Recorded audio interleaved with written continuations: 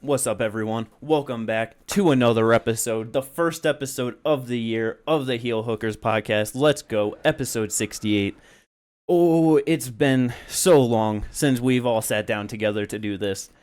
And because of that, we just have too many fight announcements. That's literally just how I was thinking. And because of that, this shit is, everyone already knows what's going on by this point, you know what I mean?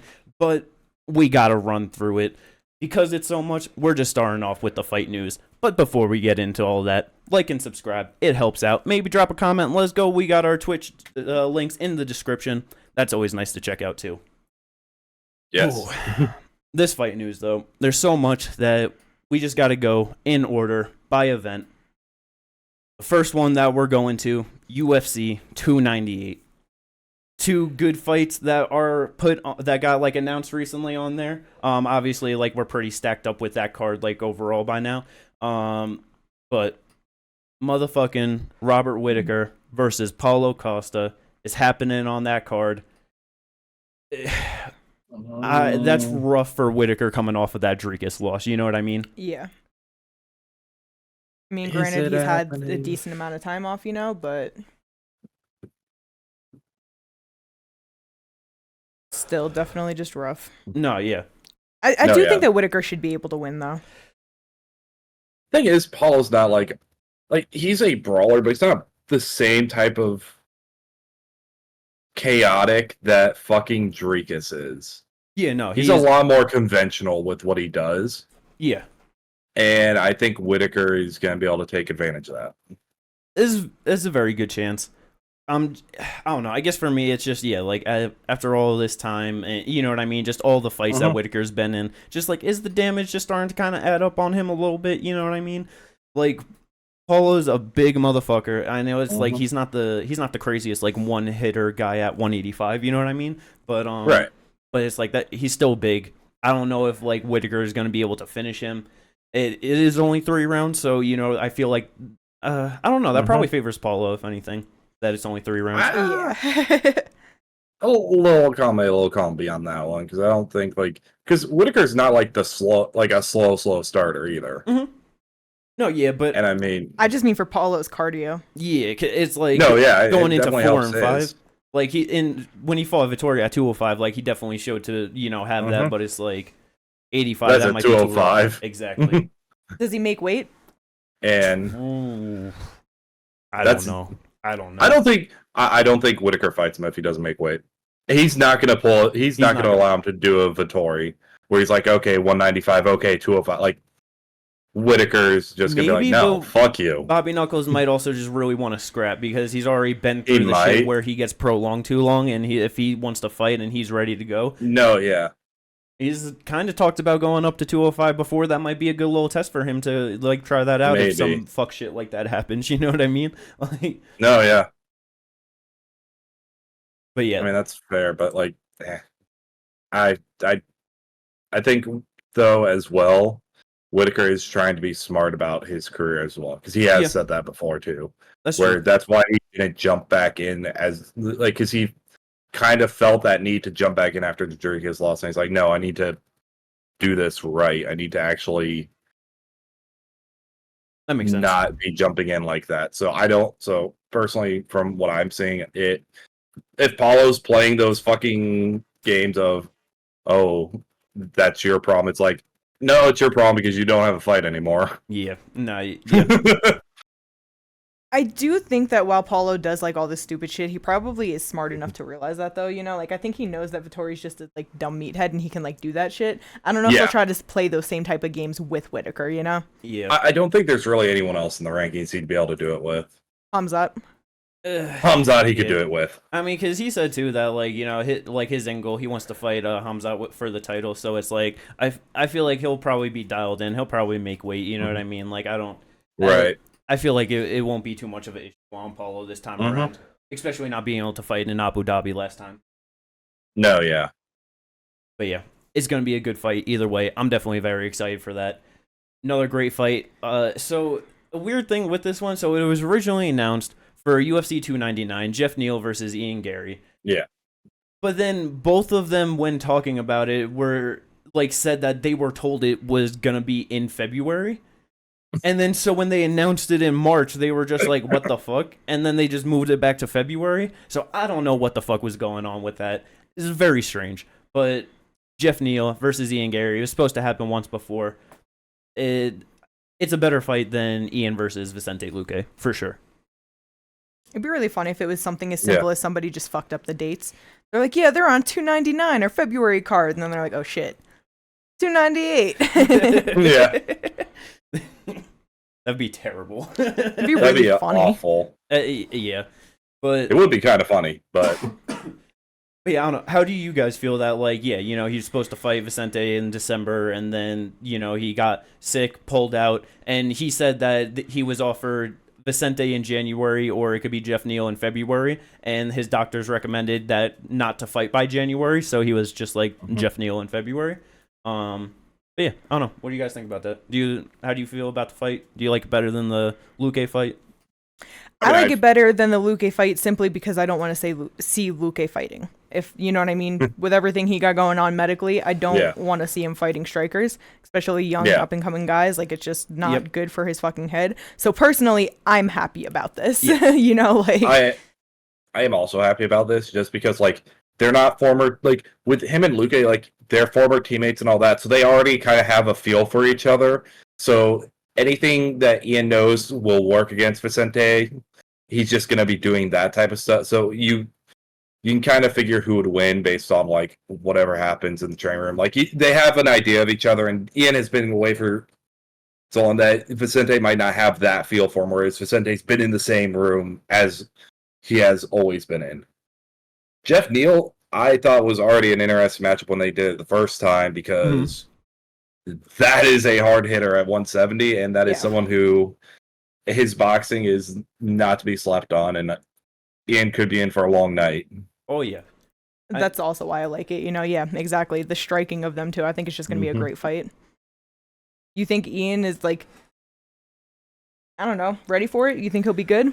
Honestly, I think he is, and I do think that he is going to be Jeff Neal, but 100% this is way more dangerous for him than Vicente Luque.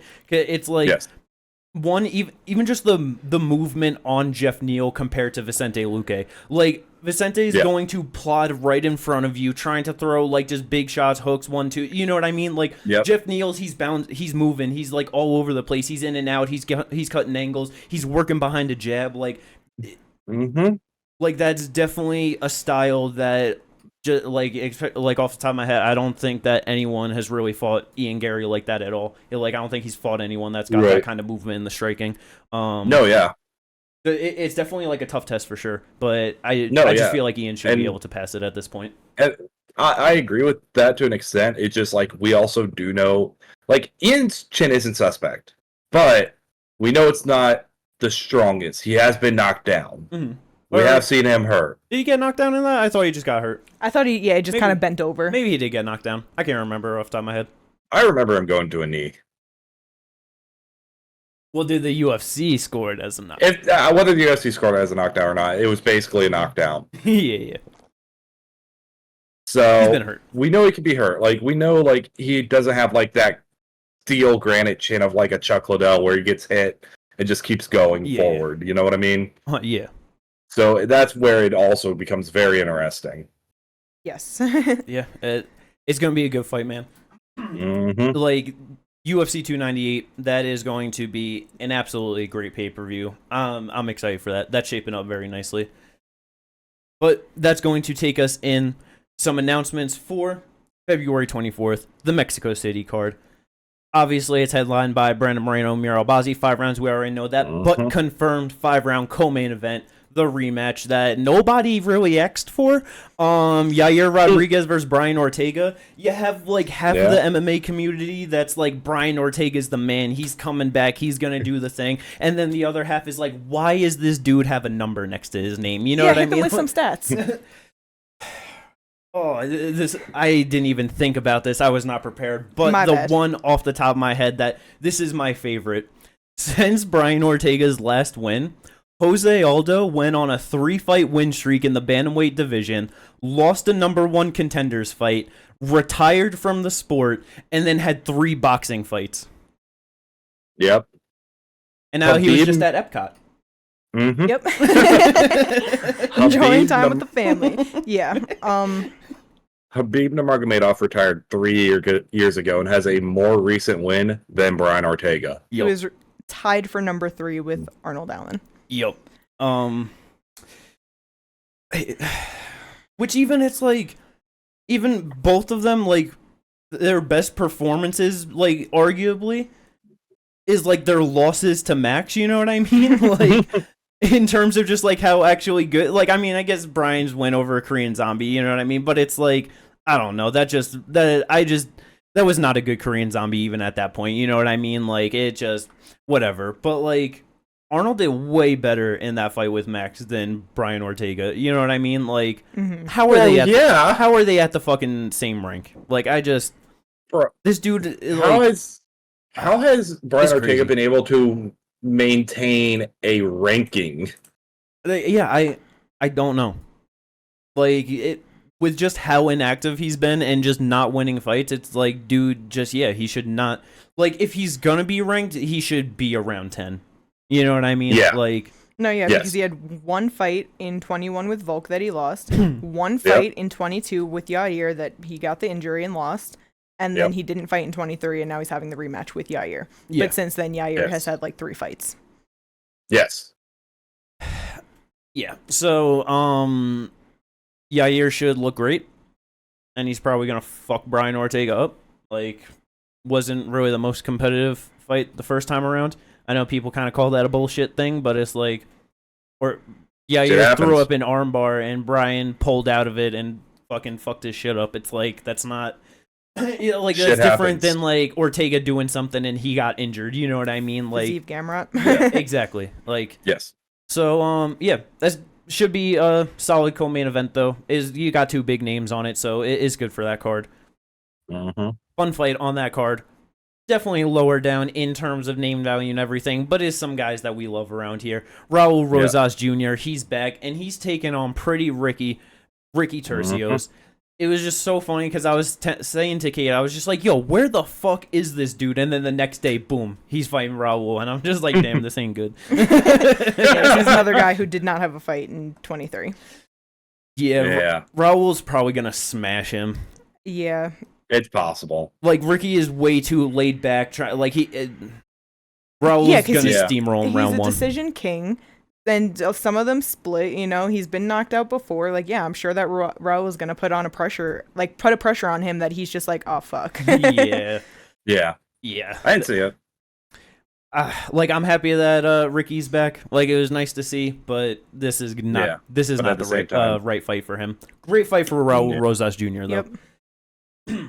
Well, that's the thing. Is it like, because, like, let's say Raul wins this one again. Like, let's say he wins this one. Yeah. Where does he go from there? Like, that's the weird, like, that's why it's so weird with Raul. Like, that's because he is so young. But that's why it's like, you just, like, I don't know, you just have to keep giving him lower level, like, bantamweights, not, like, the greatest guy, like, small incremental steps, you know what I mean? Until, like, he shows, like, a big improvement or something, you know what I mean? Like, I just...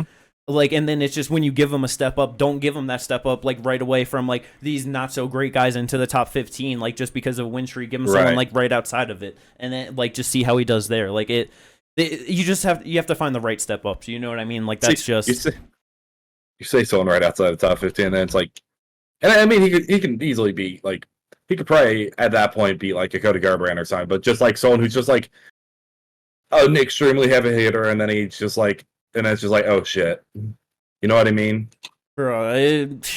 If he gets like 3 wins in a row, I'd be fine with him fighting Cody Garbrandt. No, he was just the example of like the power puncher at 135 because I can't think of a lot of people. Nah, yeah. At 135, that are like who are outside the top 15 as power punchers. Nah, I understand, but I feel like at some point during their career, we'll see Raul versus Peyton Talbot, and that. It's an interesting fight. that might be closer than I actually think too. Yeah. Throw that on the early prelims of UFC 300, right? Yes. I'm down for that. Yeah, that would be good. But good fight though. Moving on, we got a couple fights announced. March 2nd, the UFC Saudi Arabia card. Yes.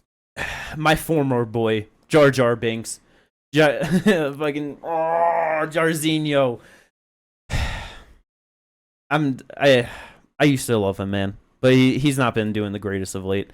But a ginormous step up for fucking Shamil Gaziev, right? Yeah. Yeah. Yeah, because he just made his debut against Martin Boudet, and now he's fighting ranked. What is he? Number 12, Jar Jar? I'm pretty sure. Yes. Yeah, like that's pretty insane. Yeah. I was hoping they were gonna do fucking Jar Jar versus Derek Lewis. Yeah. You've been asked for that fight for a while too. But we might get Derek Lewis on the early prelims of UFC 300 or something, you know? I don't know. But It's about to say, like, yeah, it's a giant step up for Shamil, but also Jar Jar is 1-3 in his last 4. Yeah, but who was he fighting? Curtis Blades, Alexander Volkov, Chris Daukaus, Jailton Almeida. Chris Daukaus is 1 win. Yes. So, okay, he was losing to the ranked guys who beat the unranks. Like, I don't know. I just feel like he has better experience. Daukaus was ranked at that point. He's fought so many fucking... No, I agree. Not I feel like was just Alistair, Francis, like just the 2 most experienced guys that he probably fought. Fucking Volkov, like you said, like... Yeah. Yeah, man. It's rough. Like, what? We'll just... Because Shamil's undefeated, right? Yes. Yeah, he's 12-0. Yeah, like, we'll just really get to see where he's at, you know what I mean? It's just... Oh, yeah. It's just one of those things. It's like, I understand UFC trying to push him. He's an undefeated guy, get a new, like, just fresh blood into the heavyweight division, you know? Like, got a solid win in his debut. I'm down for it. It's just like, damn, just wasn't expecting it at all. Yeah, for sure. No, yeah. Next fight announced, though, on that same card. This one I'm excited for. Joel Alvarez versus Ludovic Klein. Bro, how tall is fucking Klein? Because I feel like he's like 5'7". Probably 5'9". Are you? No, 5'7". Yeah, that bro. To 6'2" Joel Alvarez. Yeah, man, What is Joel Alvarez's reach? 77 inches. 72.5 for Ludwig Klein. Yeah, that is not good. Yeah, man. Like, I have been so high on Joel Alvarez since he's come into the UFC. He's had a few rough losses. Arman Saryukian mainly. That was a real bad one. Yeah, he's 5-2 in the UFC. It's not like he's doing bad. And then he lost a decision to Damir Ismagulov. Like, yeah. I think he got beat up too so pretty far. decently in that one. But like, yeah, but I'm just saying, two like, amazing guys. Right. Like, Damir in his debut. God damn, that's rough. Yeah. Okay, that's what I thought. Yeah. But yeah, like, because just first thinking about them, that's where I thought, I'm just like, yo, I'm pretty sure Ludovic is like extremely small compared to him. And yes. Yeah, man, this is going to be a very interesting striking battle. Joel might try and like take it down, wrap up like a sub or something. Like, that's definitely in there. But I mean, he did that against Mark DeCasey. Yeah, but I feel like this is gonna be 3 rounds or less on the feet, and this. I mean, it's gonna be a great fight. We only got 2 fights announced on that card, but I wouldn't be surprised if this ends up getting fight of the night. You know what I mean? Like, that's just the kind of fight it is. It's so good. I mean, there are multiple fights on that card that have been announced. There's 5 total fights so far, but the other ones are low. Like Eric Anders versus Jamie fucking Pickett. Like, who cares? Yeah. You know what I mean? Yeah. Either way, though, so that's gonna be great. Another fight taking place in Saudi Arabia, not MMA though, on the boxing side. Our fucking boy got himself another giant boxing fight. Francis Ngannou, 0-1, going up against 27-3 former champ Anthony Joshua. Yeah, that's amazing. It's beautiful, man. I love it. I think the greatest thing about this is when Ariel asked him if he was making more money for this fight than the Tyson Fury fight, he just laughed at him. He just started laughing. And it's just like, because me and Kay were talking about it a little bit, and it's like, I don't give a fuck if he goes 0-4 in boxing. It doesn't matter. It just doesn't. If he even if he does go 0-4 in boxing, that's 4 boxing fights. Yeah, 4 fights that he got paid an incredible amount of money. And it's like, he even said he doesn't care about the belts. Like, he's just trying some shit out. He's having fun, making dick ton of money doing it. So, like... Yeah, man. That's a measurement I've never heard of. Dick ton. Yeah. It's just what came out. Like, I just love it. I'm so happy that he got this fight. And then it's just, like, in terms of how he performed against Tyson Fury, it's like... Bro, like, he dropped Tyson Fury in the 3rd round. Yes. Like, yeah, what, Tyson's got dropped by fucking Deontay Wilder? Like, the only other person in, like, probably the last, like, 5 years or so, like, you know, recently. I don't know, like, prior boxing fights really about him, but, like, it's like... Yeah. He put that man down early in the fight. Joshua got TKO'd by Andy Ruiz. You know what I mean? Like... Those are fair, 2 very differently built guys, and that can like deliver power in very different ways. I don't know if Francis is going to win this fight. He shouldn't be favored to, and he's not favored to. But I wouldn't be too surprised if he walks out of there 1-1 with a knockout win over Anthony Joshua. Nah, yeah. I wouldn't be either. Now, to speak on that TKO from Andy Ruiz, that's because Joshua fought stupid. He was trying to fight the shorter man on the inside, a man who has T-Rex arms compared to him. It was just a dumb game plan on his end. Nah, yeah, but it's like... But I understand what you're saying. It's just the fact that Andy Ruiz was able to do it, it's like, that shows that Ngannou has the potential. You know what I mean? That's 100%. If Ngannou lands like that same left hook, I think Joshua goes out. It's very possible, man. Like, I am so excited for this. Like, it just... Like, there's such a good chance that dude is making anywhere from, like, $20 to $40 million for this fight. You know what I mean? Like, that's extremely, like... That is on the table. If he... Let's say he only made $10 million from Tyson Fury, like, fighting him in Saudi... Let's say he makes $35 million from this fight against Anthony Joshua. He will have walked away with from boxing getting more money than what Conor McGregor did. Yes. And it's like, just, I don't know, man. I feel like so many people just aren't gonna put respect on that, and just like Francis won. He won with the Tyson fight, and now he's just fucking stacking it up. Yeah, like, he already made more money in boxing with one fight than he has in his whole fucking UFC career. Like, how did he not win? Yep. Yeah. And now he got another one off of a loss. Yep, and with that, his Tyson Fury fight apparently has a rematch that's supposed to happen within 1 year, and then this Anthony Joshua fight is an instant rematch clause. So it's like, it's not like guaranteed, but I'm sure it's probably like if Ngannou wins, like Joshua probably has a rematch clause in there. You know what I mean? My bad. Like, we didn't discuss all of that, but if he does win, then he's gonna have at least 3 fights this year. Yeah, he said that he wants to fight in boxing at least twice. Like, that's the plan, that he wants to do it at least twice. But it's like, if it all works out and, like, he does win and he has to rematch Joshua, that's another one. And if he has to rematch Fury before that year ends, that's another one. That's 3 fights this year in boxing. Like, how can you fucking say he lost? Yeah. Especially when that Fury fight could, in all honesty, be for the undisputed title. Well, so, because I'm pretty sure with that, like, whoever wins the Usyk Fury fight, I'm pretty sure the winner will instantly be stripped of, I think, the IBF belt. Because I'm pretty sure there's like a mandatory that like isn't being defended against because of that fight. But yeah, so it's like it's boxing shit. You know what I mean? I try and keep up on it as much as I can. I don't fucking know, but yeah, so like I'm pretty sure whoever wins that fight, they're gonna get stripped of one of the titles. But either way, though, even if Francis ends up winning one heavyweight title, you know what I mean? Like, right. That's still just because in all reality, just beating Tyson Fury, or let's say if that's the thing that would kind of suck, because it's like if Usyk wins and then he gets the Fury fight and wins, he doesn't have the lineal status. You know what I mean? And that's kind of like that just is a big thing, you know.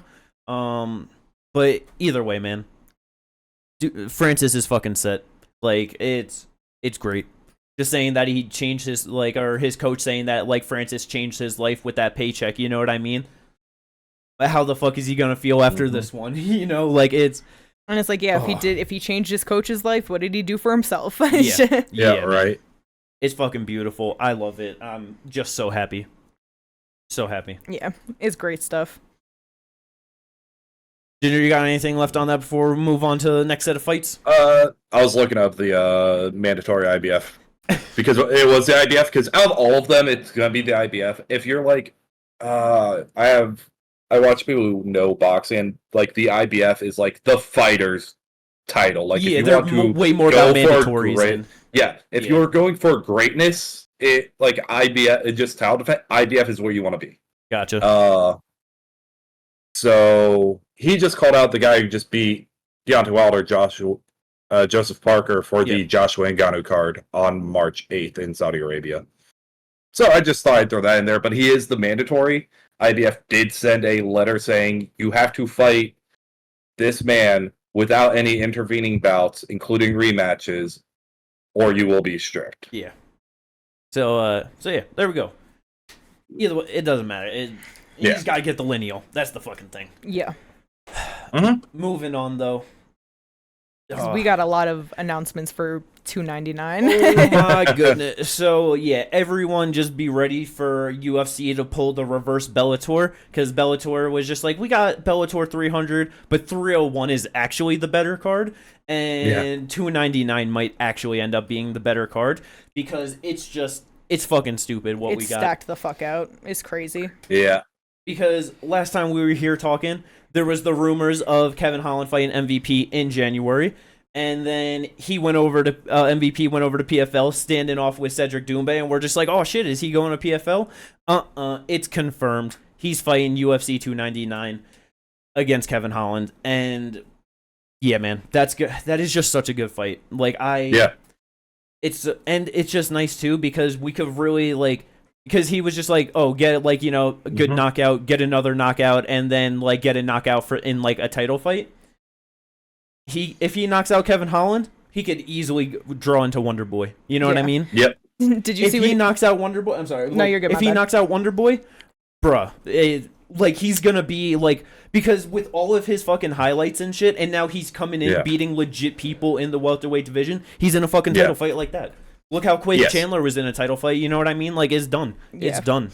Did you see what he was saying with Holland, talking about he wouldn't sign the same agreement of making it a stand-up fight because of how Wonder Boy put that ass on him? Yeah.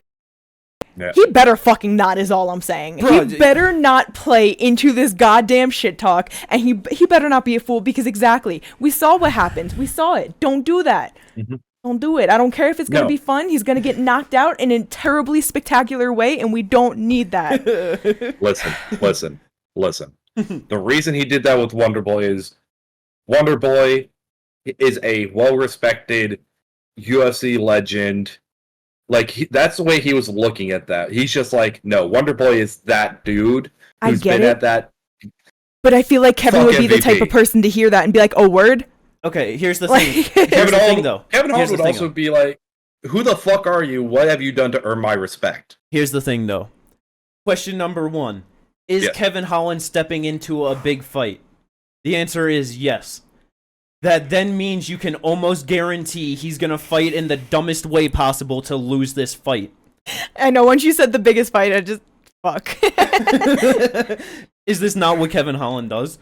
He just shits the bed because he wants to? Like that. He's like, you're not about to propel me higher. I'm going to sit back, fight 4 times a year, and fight these lower... I don't want to say lower level, because they'll still fight ranked guys, but not the top guys.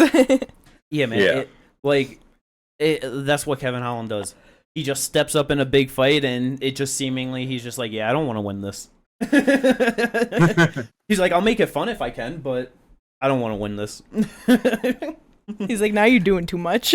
Like, so, MVP getting a real good win, and especially a beautiful knockout, that is extremely possible. But it's like, if Kevin Holland does fight smart, he might pull out some fucking Kung Fu Panda shit and actually win that fight. You know what I mean? Like, he could. But yeah. Like, in all honesty, like, he has a good chance of winning that fight. But yeah, absolutely amazing fight. This next one, though. I am very excited, but I am also slightly nervous. because my fucking boy, Jack Della Maddalena, he got the biggest step up out of anyone in the welterweight division. Like, and I was just not expecting this at all. Yeah. But when you look at the other side of it, it makes sense because motherfucking Gilbert Burns is down to fight anyone. Yep. Yes. Anyone, anywhere, anytime. He don't give a fuck. He's signing up. Let's go. Yep. He's signing up. He's like, look, I got a big right hand and submission game. What you want? Yeah. This is a scary fight for Jack. It is. It really is. It's like, bro, I know that he's still been winning, but it's like the fight with Kevin Holland, the split decision, like that just wasn't a great fight. I mean, to me, it looked like he just wasn't taking it too serious. It's like him and Kevin were just like, I don't know. Sparring a little bit. Yeah, just sparring. Like they wasn't really going at it like they could have. But the fight with Basile just really showed his fucking holes in his grappling. I know that that's not who he was supposed to fight, but it's like dude was making his debut and took him to a split decision after he was getting straight finishes in the UFC. You know what I mean? Like, I mean, wasn't he also like jumping Gilly just all stupid in that fight? Like when fucking Basile. It wasn't even jumping Gillies. Like it was just he was getting taken down because he was not preparing for someone who is going to take him down. Because who was he supposed to fight in that one?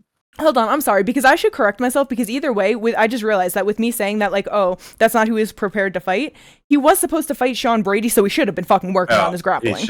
That's the thing. That's what made me really want that Sean Brady fight, because I'm like, bro, if Sean Brady had been in there, and took him down, the mistakes he was making, he would have gotten subbed. Yes, definitely. But I believe in my boy. This is just a rough fight for him, man. It is, because Gilbert, because he did it against Wonderboy. He went in there, took him down, held him down, and, like, grinded out a decision. You know what I mean? Yeah. He will and can do that. Took down Neil Magny, choked him out with a Dars. Yeah, but... I was going to say, and that was only last year, you know what I mean? Like, yeah. But if my boy fucking Jack can get him into a bit of a striking fight... he can start working some of that inside boxing. This dude can knock out Gilbert in the first round. I have no doubt about that in my mind. Like, I don't. Jack has great power. He's got great eyes. He can land clean. And Gilbert does not have the greatest chin at 170. He just doesn't. He doesn't. And I like, Jack's got some... he's got some bombs in his hands when he fucking lets them go. He does. Like, he's going to be ripping that body. Like, oh. It's all going to depend on how Gilbert plays it. Yeah. That is 100% what it's going to come down to. Because if Gilbert starts taking him down, it's going to be a long night for Jack Della Maddalena. Yeah, it is. It really will be. But I hope, I believe, it's going to be a great fight. I believe in. I think it's going to be a great fight no matter what. 299, absolutely stacked out because we're not even done with the big fights. Nope. We got another big fight, bantamweight division. Piotr Jan versus Song Yadong is happening again, is rebooked. We already talked about this once. Ginger, he's pretty confident in his boy Song. I'm pretty confident in my boy Piotr being able to get this done. Either way, though, is going to be a motherfucking scrap. This is a scrap. And the thing I will give you on this one, on the rebooking, is going to be a 3-round fight, not a 5-round fight. That's the thing. 1,000,000% favor Song Yadong in this bout. 100%. Because he's taking that first round no matter what. Unless Piotr somehow gets a finish in the first round, he's taking the first round. What if he does like Cheeto did, where he was like, I gotta be more active, but I just don't think he will. Piotr, I just feel like he's too set in what he does. He can do it, but this is definitely a better fight for Song this time around. 100%. Yes. 100%. If this was a 5-rounder, it'd be 1,000,000% in Jan's favor. Yeah. But, you know what is 5 rounds? This co-main event. Man, I can't believe this was announced. Like, bro, I saw that shit laying in bed. Mind. Yeah, like, Jimmy wasn't home, and I was like, bro, I need to talk about this now. Like, before this fight got announced, 299 was already, like, everyone was already talking, like, this is going to be better than 300. Like, and then they pulled this one out, and it's like, this doesn't even need it, but, like, okay, what the fuck? Because Dustin Poirier, the man that no one thought was going to be fighting down, notoriously doesn't fight down. Yeah, like, just trying, like, talking about he wants these big fights, and he's taken on number 12 ranked Benoit Saint-Denis. like we were talking like he should be like maybe he's gonna fight like Jalen Turner, maybe he could get Benny, like some Benoit of all times to pull out the war hat. Oh my goodness, man! I was about to say this is the war hat on. God damn, this is. It's just you want to talk about the biggest jump of anyone in any division. This is it. Yeah, because Benoit going from Matt Favola to the fucking Dustin Poirier. Yeah. That is massive. Yeah, multiple time title challenger, former interim champ. Dude's got wins over fucking Max Holloway twice, Conor McGregor twice, Justin Gaethje, Eddie Alvarez, Anthony Pettis. Like just the fucking list goes on. Like, literally, he has more like performance bonuses than Benoit has fights in the UFC. Like, How many does he have overall? I'm pretty sure he's got 8 performance bonuses. Damn. He's got like 4 fight of the nights, a fight of the year, submission of the year, like it. Because it's like, Dustin has more than double the wins that he has total fights. Like, like Dustin's heading into his 30th UFC bout, while this is gonna be Benoit's 7th. Like it. Yeah. The experience, like it's crazy, man. And what's even crazier about it, motherfucking Benoit opening as like a -140 favorite too. Bro, that's insane. It is, but it isn't. You know what I mean? Like, it's one of those things because, bro, I mean, like, just seeing Dustin get knocked out by that head kick like that against Gaethje, like that was such a bad one. You know what I mean? It was. Obviously, Gaethje himself is so experienced and high level, so proven. Yeah. So it's like you really can't, but I'm like, bro, Benoit, man. I just feel like he's the guy. You know what I mean? Like, it's... Yeah. But that's kind of the thing. That the fight right before that, him fighting Chandler and going to war with Chandler. Yeah. And finishing him in the 3rd round via submission. Yeah. Like, that's the thing. Like... Yeah, man, I don't... I think the damage might start accumulate, and I think he might be hitting that point where it's just maybe has accumulated too much. Yeah. Yeah, like, Dustin's a bit on, getting to the older side. He's 34 years old. And like Jimmy said, this is his 30th UFC bout. He has many performance bonuses and shit for a fucking reason. Like, the man puts on a war and a show every time. Like, more UFC fights than years on fucking Benoit's fucking life, I'm pretty sure. Yeah. I'm pretty sure Benoit's like, 26, 27. Yeah, like, like you could look at it from so many ways. 27. Yeah, man, like, it's... More UFC fights than years he's been alive. Jesus. Yeah, like, there's not many fucking people in matchups that you could say that about. You know what I mean? Like, no. There's a handful of guys. Like, man, it's good on Dustin to take this shit, man. So much respect. Like, oh my god, man. Fucking salute, but goddamn. No, seriously, because we've been talking about it for how long that, like, well...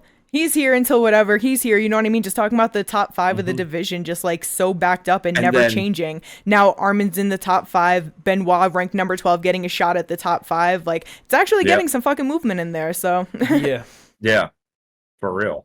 And it's like, bro, if Benoit, like, let's say if Benoit knocks him out in like in whatever fashion, whatever round, how do you not give him a title shot? Like. No, exactly. That's kind of the thing. It's like damn, Islam saying that he have to. Like, he wants to fight in fucking like November MSG. Like, maybe. I was about to say, maybe in Paris. Before a couple of these fights got announced, I was going through every card. I was like, okay, how are the rankings gonna like shift, like, and things like that. This was like right before these 2 fights got announced. The only lightweight ranked matches that were confirmed for lightweight ranked matches were Hoynato Moicano versus Drew Dober and Gamrot versus RDA. Yep. That was it. Yeah. Which is like, woo. And then they fucking drop this and it's like, yeah, dog. Yeah, man. Yeah, like, for real. Just absolutely insane. This might be the greatest fight card in many years. You know what I mean? Like, this is a great one. Yeah, like it's awesome. Last fight for this card, the battle of the Michelles. Michelle Pereira versus Michelle Olejniczuk. Michelle Pereira's second bout at 185 in the UFC. He looked damn good in his first fight at 185. Sure I feel did. like this is the division for him, and Olajayshuk is a tough test. Like, he's starting to like come in his own. He's got some good wins. Guy. Like, he's a tough fighter. Yeah, man. If he's able to go in there and blast the doors off him, like, that's a great win. He's probably gonna be fighting top 15 after that. But yeah, good shit. Moving on to some more announcements though. March 23rd. This one, pretty out of nowhere. Was not really expecting this too much. Rose Namajunas is back at flyweight. She said that this is the weight class that she's fighting at, and she's sticking to it. What is it, number 9 ranked Amanda Hebos coming into it? Yes. She had a tough loss to Manon Fiorot at her first attempt. You know, right there, number 1 contender. She's ranked number 2 or something, right? Actually, but she was either 2 or 3, whatever. Yeah, but you know, she was somewhere up there. She's fighting there for a number 1 contender fight. You know what I mean? Like, yes, it was a number 1 contender fight. Like, yeah, but so it's a real step down, like going into Amanda Hebos. But I mean, it's a good fight. Like, Amanda Hebos can crack. It's a fun one. Like, it could be interesting. You know what I mean? Yeah, it can be a fun one. It's just, I just hope Rose does good, looks good. That's yes. I mean. It'll be good to show where she's at 125, but I think that it's a step down enough for her to be able to win it. Yeah, for sure. You know? Like, if she is anywhere near close to, like, her prime self, like, she should easily be able to win this fight. Yeah. Mm-hmm. But that's just thing. Just never know how that's going to show up. Yeah. But moving on, next set of fights for March 30th, Atlantic City. Gave it a quick mention before.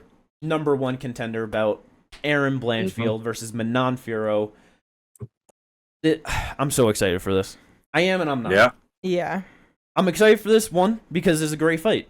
It's great to see who's really deserving. Like, you know, they're both coming up. Who's deserving of that title fight? Mm-hmm. The reason why I don't like this, though, is because it was a while ago that we talked about, like, it'd be scary if, like, the UFC talking about that they want to do Alexa Grasso in fucking the Sphere for Mexican Independence Day in September, and still no announcements on her, and now this fight got announced, and it's like, that seems a bit more likely. Yeah, that they're just saving her and Valentina for that, so they're holding up the division. That's fun. It sucks. But this fight is great. 2024. Can we stop holding up divisions? No. Nah, it won't happen. Never gonna happen. Oh yeah, we got this one. We got heavyweight. Conor McGregor. Yeah, Conor's coming back to fuck 155. No, he's coming back to fuck 185. He's saying that, but that's not happening. You're both wrong. He's gonna come back and fuck up 125. What do you mean? He was Skeletor at 45. He's gonna be malnourished on his deathbed at 25. He's fighting Bilal for the title, all right? Okay. Just cut off one leg, he'll be fine. Yeah. Erin versus Manon. I am a little bit worried for Erin in terms of the striking because Manon is tall and long. She knows how to use that length. She's got a real good jab, good 1-2. Erin struggled a bit with Tyler Santos on the feet. It's just like if she's able to get past the striking and if she looks good and is able to even, like, if she dominates Manon Fiorot, it's very early to say it, but if she dominates Manon Fiorot and then she's able to grab the title against either Alexa or Valentina right after, she's one of the people in the UFC currently that could potentially end up getting some title records. You know what I mean? Because she looks amazing. She's still super young. And it's like, if she goes in there, dominates Manon, and then, let's say, just beats Alexa Grasso, it's like, man, she'll probably hold on to that thing for a hot minute. Like, I believe in her, man. Yeah. But yeah, good fight, though. Don't know where that's going to line up on the card. I don't know. Is that the main event? I don't think that's confirmed. That is right now the main event, yeah. Okay. So yeah, let's go. That's awesome. Now, let's get on to some sadness with that. Yeah, because the next two are sad. They're terribly sad. Dominic Reyes got rebooked against Carlos Ulberg.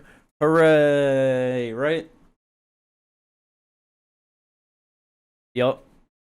And guess who's also back? Chris Weidman. That's what everyone else wants too, right? Hooray. God damn it. He's fighting Bruno Silva. Yep. A man with, 23 wins and 20 knockouts in that? Yes. This is, yeah, they're both getting knocked out. So, yeah, that's going to be a terribly sad card in Atlantic City. Yeah. Especially if they put these two, like, back-to-back. Oh, they will. Oh, you want to know what it's going to be? It's going to be They are back-to-back on the main card. Dom and Olberg open it up, and then after that is Bruno and Chris. Oh, good. It's not the co-main and feature bout, because imagine that. No. Right they there. open up the main card for us. Yep. Hooray. Hey. Great news. So yeah, that absolutely sucks. But moving on to a fight, April 6th. Pretty good fight, actually. Marvin Vettori, he's finally back, fighting Brendan Allen in a main event on that, Apex card, right? Yeah. It's an Apex card, yes. Yeah, you gotta throw that in the Apex, you know what I mean? Unless you're going to Italy, maybe. Anyway, where's Allen Brendan getting Allen a shot from? at the top Louisiana 5. or something? Who fucking cares? Louisiana, yeah. Yeah. But yeah, this is actually a good match. I'm pretty excited for that. It's a good step up for Allen. If he's able to sub Marvin Vettori, that's pretty damn good, and he definitely should be getting big fights after that. I was about to say that'd be the first person to sub him? Pretty sure. I'm pretty definitely sure. UFC. I don't think he's ever been finished. Yeah, I don't think Vettori's ever been finished. I think he's too dumb to be finished. Exactly. Technical submission. Yeah, never been finished. He forgets how to tap. You know what I mean? Nope. Straight decisions. But yeah. Yeah. So that's good. Good to see Marvin back. Good to see a good step up for Brendan Allen. He definitely deserves it with the run that he's been on. Oh yeah, 100%. And he now wins that. That's into the top 5. Yeah, exactly. So now we got some fights for UFC 300. Oh, I wonder how this shit is gonna play out because we got some pretty damn good fights already on it. Yeah. yes. Because unconfirmed rumor so far, probably getting Leon versus Bilal on there. You know what I mean? Both of them have kind of been talking like they're gonna get it on that date, so that's more than likely gonna happen. But for the confirmed fights, motherfucking Yuri Prohaska is back, possibly too quick, more than likely too quick. But he's fighting Alexander Rakic, who by the time they fight, it's gonna be like 2.5 years or something that Rakic has fought. 2 years. I want to say almost 2 years. Yeah. The last time he fought was 22, May of 22. Yeah. So yeah, damn near 2 years at that point. Yeah. So yeah, he's been out for a real long time. I was listening to an Ariel show, and because he got his right ACL surgery done, and before the UFC, he got 2 surgeries on his left ACL. So bro has no knees, is what you're saying. Yep. But he said that he told his doctor that he was just like, hey, you gave me 2 surgeries on my left leg. I got to the UFC. Now you did my right. Now I become champion. So that's really funny. Maybe that's the correct logic to have. You know what I mean? Sure. That's some Tony Ferguson logic right there. If I've ever heard he it. hasn't shown, with his left knee being all fucked up, having 2 surgeries, he's seemed to have been fine. So yeah, no, he's an athletic guy. That's kind of the thing. He's a very good fighter.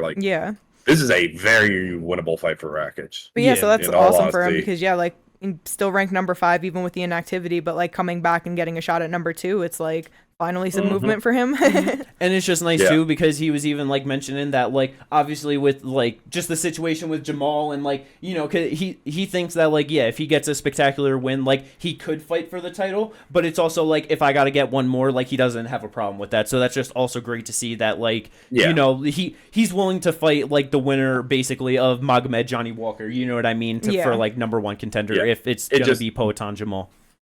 Although Magomed said that he thinks if he wins, he should get the title shot next.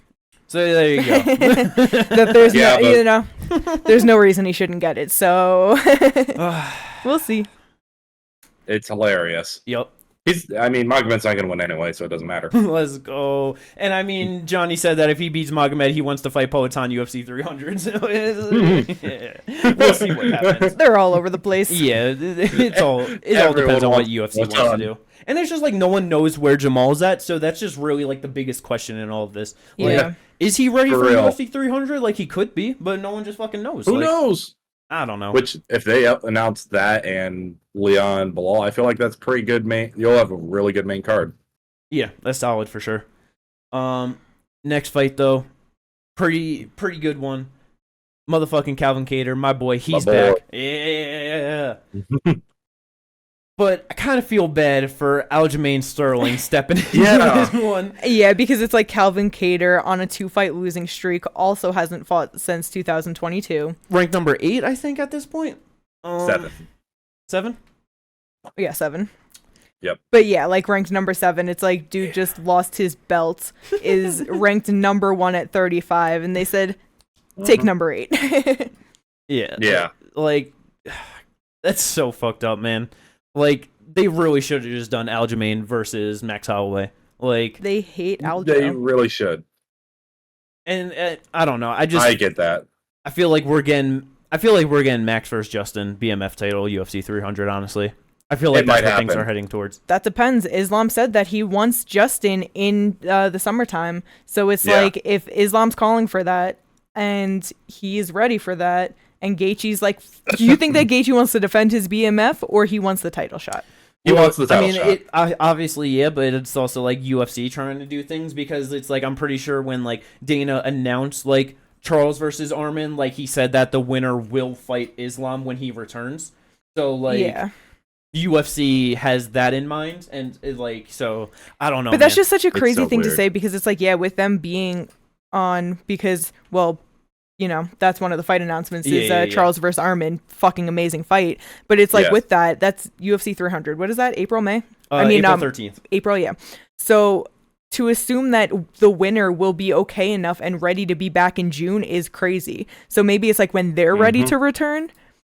Because if Islam is ready by the summer, and he said Islam's going to be here in the summertime, and they're talking like June.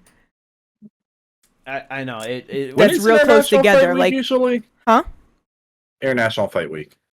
If they plan on having Conor in that, they're not going to put the title fight on it. No, I know, but I'm trying to figure out like when. Normally, International Fight Week is like first or second week of July, but then Conor, like with his little announcement saying that he's fighting June 29th International Fight Week, so who knows? Like, okay, who knows? You know what I mean? Well, if International Fight Week is June, that means that's the only pay-per-view that's going to be happening in June. That means Islam will be coming back in July. But either way, that's still only 3 months. Like, it is. It's just like. Well, we just gotta we've really gotta see what the UFC is gonna do with that. But with talking all bro, Arman and fucking Charles.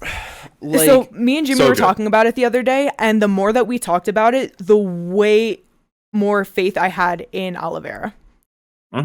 Because no, that's fair. Yeah, like obviously, like we know Oliveira is just a fucking monster. Like that's. Just what it is, but Arman's the favorite in that? Yeah. Is that what you were saying? Yeah, Arman's the favorite. Because this was announced with Dustin and Benoit, and then Benoit and Arman both opened as favorites against Dustin and Charles, which is like, it's just insane coming. Like, because it's like, I don't know, Arman, since he's been in the UFC, like, he's gotten, you know, a few finishes in his last couple of fights. Like, he got the knockout over Benny. But Benny's coming off of a knockout and on the older end and possibly like thinking of retiring and shit because he was chinny too. Bit chinny too. Like bit chinny, the greatest chin. Yeah. Was knocked out by Hernandez and Barboza. But Barboza also was a flying fucking Niaz who's going in for a takedown. Like, and it's like he had that third round ground and pound over Joaquim Silva, but that wasn't the easiest for him to get, you know? Yeah, I was about to say Charles Oliveira got a real nice left hook. Yeah, but because I won't let it go. It's just like he's just had like a lot of decisions since being in the UFC. He's had multiple finishes too, not taking that away. But now like we're getting to the highest level before the champion in 155, and it's like he lost to Gamrot, he lost to Islam. Charles is tough as shit and he's good as fuck. Like he can knock you out. He can definitely sub you. So like what is Arman gonna do? And because the thing is like Arman doesn't really have a lot of submissions. Like. Like his finishes on the ground, they more come by TKO or in like ground and pound. And with Oliveira, it's like he's got a lot of finished losses in like especially in the UFC. You start to run through that, basically all of them are submissions. And it's because he'll get hurt and like you know you can wrap something up because you know he's engaging and it's just like you can catch him in the, like you know that spot. Yeah. The one time, I'm pretty sure it's only one time, but like Paul Felder got TKO like on the ground against him. You know what I mean? That was the only person to ground and pound him. So it's just like, and most of his finishes, like they've been ground and pound. left hook to ground strikes, ground and pound, ground and pound. Straight right and ground punches. Like literally every single finish he has within the UFC are all ground and pound finishes. And you start doing that to Oliveira, he's going to throw something up. He's going to catch you in something. And he is far more skilled on the ground in the submissions than Arman is. And I could just see him wrapping something up easy. Yeah. So it's like, it's rough. I'm pretty sure it was very early in Arman's career too, but I'm pretty sure he got like knocked out early in the first round. Yeah, one punch, 30 seconds into the first round, he got finished. Yeah, it's like... Again, Joaquim Silva hurt him with a left hook. Yeah. Yeah. Like, and that's why I was saying it wasn't the easiest fight for him to fucking... nasty left hook. That's what I'm saying. He's got a nasty left hook. Like, I can see him left hook, Arman gets hurt, tries to go in for a double leg, all of a sudden, Darce. Yeah, fuck, like, I wouldn't be surprised, like, Oliveira winning this fight in any sort of fashion, like KO, submission, or a decision, like, I could see every single one of those being possible. Oh, yeah, because at first I was a little scared, like, damn, like, I really just want Oliveira to be able to do what he does, and then, talking about it, I was like, he should be able to do this for sure. Yeah, man, this is a damn good fight. Good on Oliveira for taking this fight, too, like, he had the title fight locked up, had to pull out, and, now there's like, okay, fight number 4, ranked fucking Arman Tsarukyan, who's, fucking 27, 28, like, super fucking young, just, like, coming up, like, a dude's fucking good, and, to take that, good on him, man. Tough fight for both of them. 155 moving. Yeah. It maybe or maybe not. Dustin could win, and Oliveira could win, and we're still in the same spot, you know what I mean? Well, Oliveira is gonna win, but... Dustin, who knows? Yeah. So, absolutely great fight to be announced for UFC 300. Last one that is confirmed for that. Motherfucking Bo Knackle is back against Cody Brundage. It's a interesting-ish fight, Like, I mean, it's a good enough step up for Bo. I was about to say, it's a step up from Val Woodburn, who was a 170er who came in on short notice. Yeah. Like, UFC it's better than Tresean Gore, I think. Yeah. In my opinion. So... they're putting him in the fights I think he should be in for someone who is so like young in their MMA career. That's what I was gonna say, is because it's like, he's undefeated, but he's 5-0. He's had 5 fights. That is as many losses as fucking Brundage has. You know what I'm saying? Like, pretty sure he's been doing MMA for like 2 years. Yeah, he's 4-4 in the UFC, so it's not great, but he still obviously just has the experience. And it's like, with the wins that he does have, I mean, I'm not gonna count the illegal elbow to the back of the head, but they're all finishes. His last solid isn't his last win was the slam KO? Yeah. So like he got the slam, and then before that was the illegal. So that's why I'm not talking about it. But it's like he finished Dalcho, finished Tresean Gore. Yeah. And then he be getting finished and decisioned himself. So like it really goes either way with him. But like he clearly has the ability to finish somebody. Yeah. Look, as long as he doesn't pull guillotine, what's 300 funny times in the fight, is that's how he won his first UFC fight, was a Gilly. I know. But I just can't get past he's not? Oh, he will. Cedricus Dumas fight. Just every time. Guillotine. Bo the wrestler? He's He's just losing that fight in the first round. Oh, more likely. Yeah. So, how do you think Bo Knuckle does it this time? He takes him down after kneeing him in the nuts again, or? I'll probably beat him up on the feet for a little bit and then just take him down and just beat him up, sub him, probably. I just feel like it's going to be a good performance for Bo. He's going to show an overall skill set. I feel like that's what he'll try to do. Standing arm triangle? I'm fine with that. Let's go. But yeah, those are all of the motherfucking fight announcements. So motherfucking much. Last little thing to mention for fight news. It's so sad. Motherfucking Mark Hunt saying, 3 fights and then he's grabbing a BKFC title. Like, come on. Dude is 49 years old. Put it down, man. Is done. It down. Yeah. We don't need the rematch of him versus Big Ben Rothwell. You know what I mean? Oh my god. We do not. He's getting knocked out this time. Like, it's... Now, if he wants to box Jake Paul... No. I don't even want him to do that. I don't want to do that either. Dude is 49 years old. I know. I was joking. It's terrible. Like I was saying before the podcast, if he could somehow not knock out Jake Paul, I'd love it. That'd be hilarious. Yeah. But yeah, so we'll see what happens with that. But that's all the motherfucking fight news. Now we can finally get into the actual fights this weekend. UFC Fight Night, Ankalaev versus Walker. Hey, it's only been an hour. It's not too bad. There's so much to talk about. We can't just mention things and go right past them. There's way too many big things. You know what I mean? Yeah, no. But this first Fight Night card of the year for the UFC, it's not the greatest. It's not the worst. It's a fight night. It's a fight night. It's a fight night. Magomed Ankalaev versus Johnny Walker, the rematch, number 2. Mm-hmm. It was a bullshit fight the first time. I feel like the most interesting thing about that was the little fake Johnny Walker being hurt to the body, and then he just flies up with that flying knee, just so close to Magomed. It's the antics with Johnny, you know what I mean? That's what we're all here for. That's why we all love him, and that's why he's got to win this fight. Yes. Absolutely. He's got to smash him instantly. Post-fight celebration, hurts himself. He's out for a year and a half. No. Hurts himself. He's out for 5 months. Final offer. I'll take it.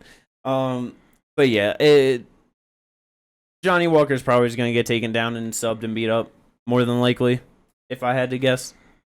Look, he's going to pull a Paul Craig, okay? Last second submission? Yes. Not happening. This is 5 rounds, brother. Heel hook. 5th round.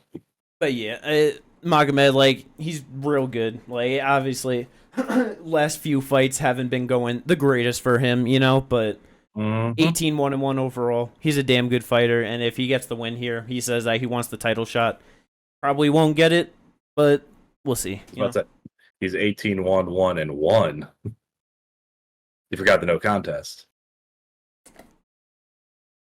Anyway. Bro, that is the insane part with Magomed right now. It's what? His last 2 have been a draw and a no contest. What the fuck is going on? It's been some rough luck, you know what I mean? Like, it is what it is. But I just hope that we get a fun fight overall. You know what I mean? That's just... I hope Magomed just doesn't wet blanket him, hold him down for like 4 rounds, and then maybe finish him later on or some shit like that. That's not what we need at all. No. Not at all. I also hope we don't get a boring fight from this next one. Yeah. The rematch of fucking Mateus Nicolau and Manel Kopp. Yeah, co-main event. Another rematch. Mateus got the split decision the first time. How's it going to go the second time? Manel Kopp has definitely learned more from, you know, like just his first 2 UFC fights. Just, not doing enough, not kind of going after enough, like losing those decisions. Because I know Nicolau's last fight was against Royval getting knocked April. out. Okay, yeah. So he took a good amount of time off. Yeah. It took a year, basically. So that should be a good refresher to his chin, you know what I mean? But to be fair, like before the loss to Royval, beat Schnell, Dvorak, Tim Elliott.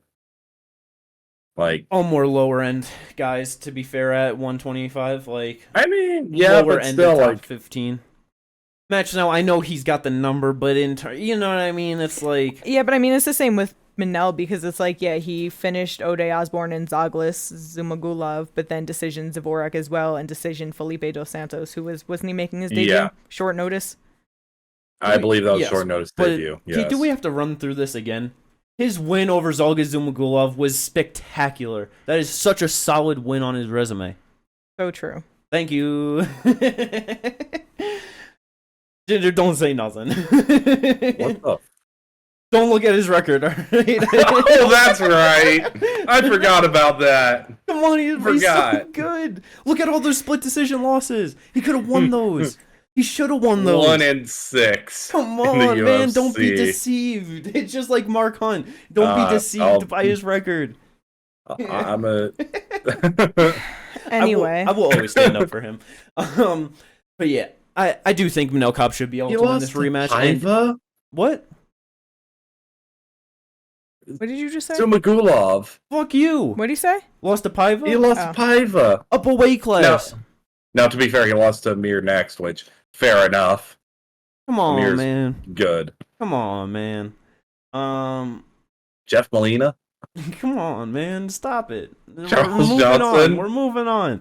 Manel Kopp should be able to get this win. Joshua Van. If he does, then he'll probably be probably the loser of Moreno Albazi. You think? Maybe Brandon Royval. If Cop wins. Yeah. Yeah, probably. Probably because it's more likely going to be the winner of Moreno Albazi or fighting Pantoja. Yeah.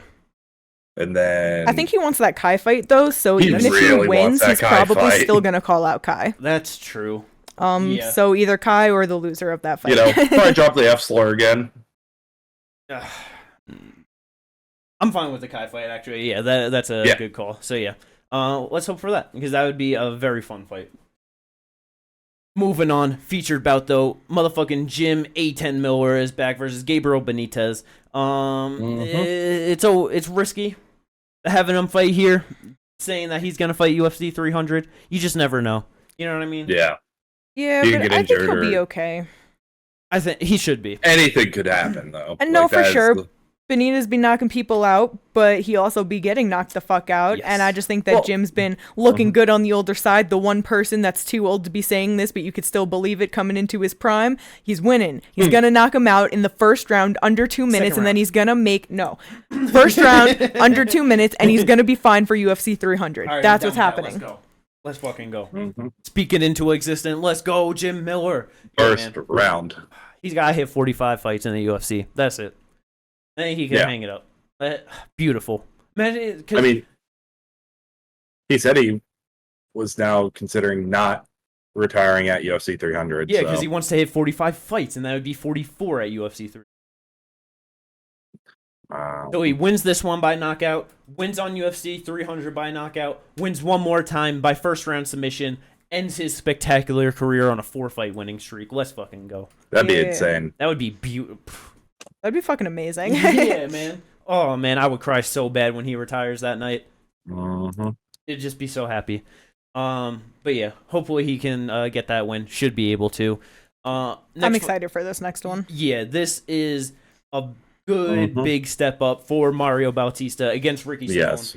Mario on a 5-fight winning streak, finally breaking into the rankings, so that's fucking awesome for him. Yeah. Most of them coming by finish, Yeah, because his UFC debut, he did fight Corey Sandhagen, which obviously at this point, that's the highest level guy that he's fought, But Corey, a much different guy now than he was 2019, you know what I mean? But it's like you said, 5-fight win streak, but nowhere near the level of what Ricky Simon is. Yeah, you know Jay what I mean? Perrin, Brian Kelleher, Benito Lopez, Guido Canetti, and Damone Blackshear. Yeah. So it's great that he's getting all these wins, but this is definitely just a big jump up for him. Yeah. I am excited for it, though. Yeah, Ricky coming off a loss from Song Yadong, got knocked out in the 5th round last year. He also took damn near a year off, so good for him. Yeah, and before that loss, he was on a 5-fight win streak himself, but getting wins over a Sun Sao, Jack Shore, Ray Borg, those definitely much more solid wins, you know what I mean?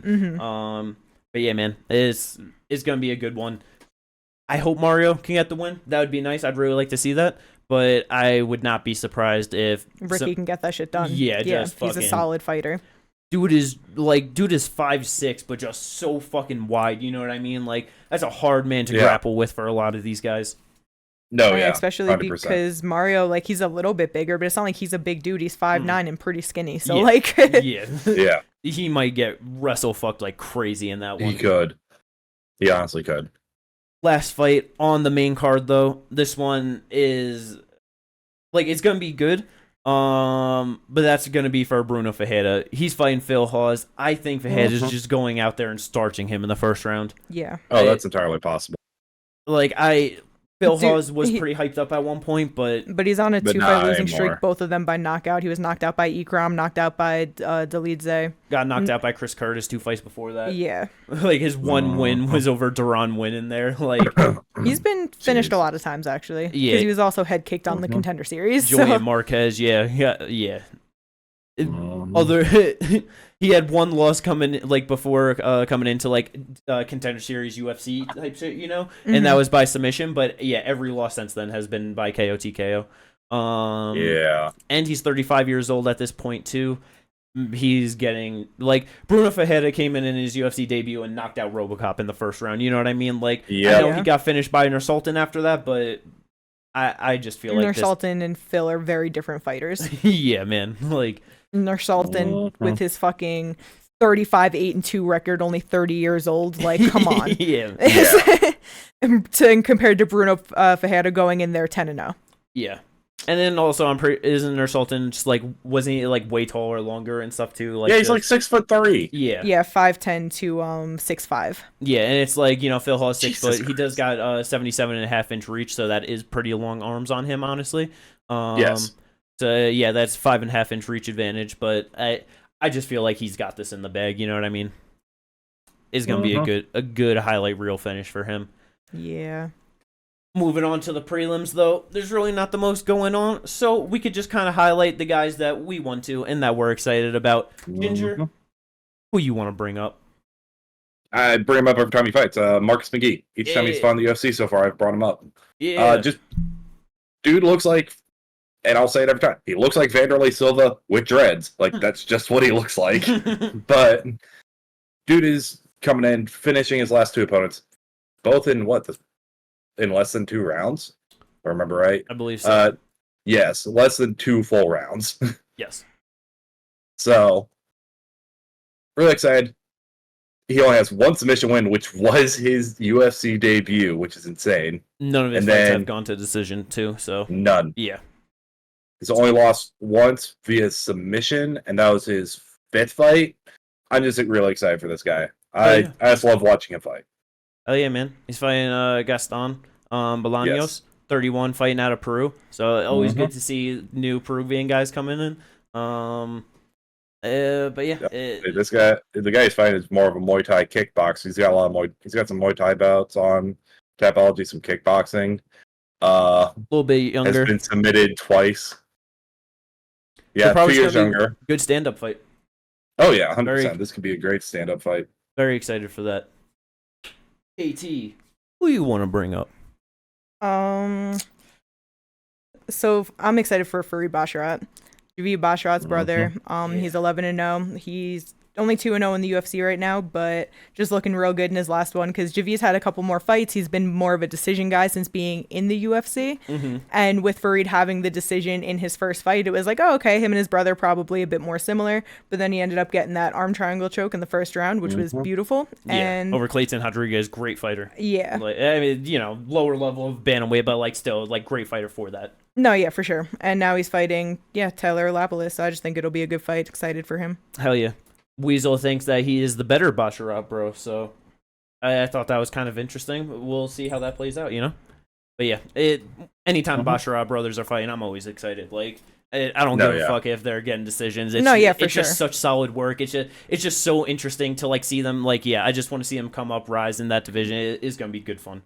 Yeah, I mean, Javid had a lot of finishes beforehand, so maybe as he gets more confidence in it, maybe he'll get back to that. Yeah. But anyway, Farid, let's go. Yeah. And then I'll give a quick little mention to Tom Nolan versus Nicholas Mota. Tom Nolan, he's 6-0 coming in. I'm pretty sure all of his wins, his first 2 pro wins were by decision, but all finishes since then. Nicholas Mota be getting knocked out, so yeah, like Tom Nolan's 23 years old. I did not realize that he's 6'3" with a 76-inch reach coming in. At 155. Mota is 5'9" with a 70.5. Yeah, Mota's been knocked out probably like 3 or 4 times out of his 5 losses. He is getting smoked in this fight. So, he's been knocked out in all of his losses. Well, no, 4 out of 5. 1 was a Gilly. Okay, yeah. I thought it was like Torres, basically all of them. Jim Miller. Just Tom Nolan, big as fuck for the division. So young, could be a very good prospect. And he's going to blow the doors off Mota. So easy knockout win for Nolan. Let's go.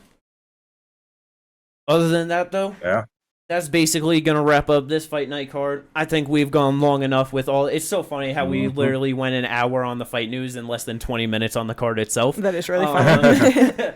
But the fight news in comparison, it was insanely bigger. A lot. You know what I mean? Like, not even close. A lot. But I hope everyone enjoyed it. If you did, as always, like and subscribe. It helps out. Let's go. But we'll catch you in the next one. The review for this event. We'll see how 205 plays out. Peace.